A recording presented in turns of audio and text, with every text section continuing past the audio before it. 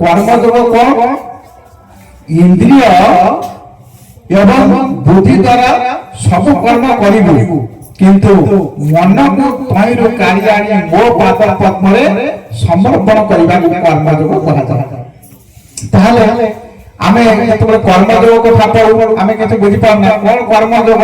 କର୍ମଯୋଗ ହଉଛି ଇନ୍ଦ୍ରିୟ ଏବଂ ବୁଦ୍ଧି ଦ୍ୱାରା ସବୁ କର୍ମ କରୁଥିବୁ ମନକୁ ତହିଁରୁ କାଢି ଆଣି ମୋ ପାଦ ପଦ୍ମରେ ସମର୍ପଣ କରିବାକୁ କର୍ମଯୋଗ କୁହାଯାଏ।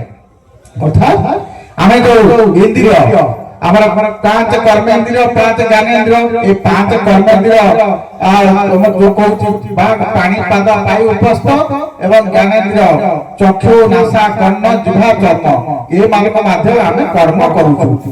କିନ୍ତୁ କର୍ମ କଲା ଭିତରେ ତାଙ୍କ ମନକୁ ଆସିଛୁ କାଢି ଆଣିକି ତାଙ୍କ ପାଦ ପଦ୍ମରେ ଥୋଇଗଲା।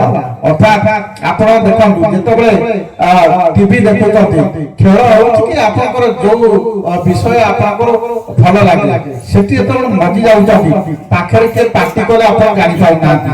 ସେଭଳି ଭାବରେ ଆମେ ଯେତେବେଳେ ଗୁରୁଙ୍କୁ ଭଲ ପାଇଛେ ଗୁରୁଙ୍କ କଥା ଚିନ୍ତା କରୁଛେ ଚିନ୍ତା କଲା ଭିତରେ ଗୁରୁକୁ ଚିନ୍ତା କରିବା।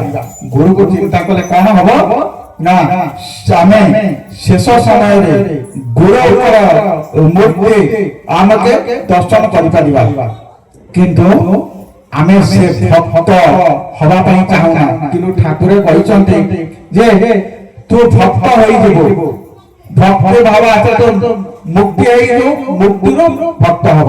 ମୁକ୍ତି ଆଉ ଭକ୍ତ କଣ ମୁକ୍ତ ଏବଂ ମୋକ୍ଷ ये ভিতরে তফাৎ আছে। মুক্তি কর আমি জঞ্জাল উদ্ধার পাইবা উচিত মুক্তি অর্থাৎ সংসারের তো জঞ্জালরে আমি যেবে উবুটুকু হউছে সেটু বাহারকে আসি পারবা ঠাকুর কাম করিয়া পাই।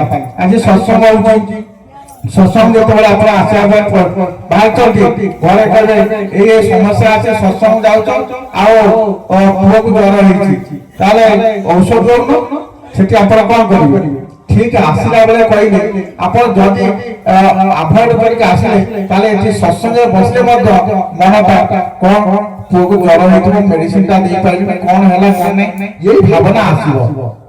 কিন্তু যদি তাহাকে একাগ্র করিবে মো ঠাকুরଙ୍କ পাখକୁ যাଉଛି মো পুଅର କିଛି হব নাই କିଛି ବି হব নাই এটা সত্য সত্য দেবার সত্য।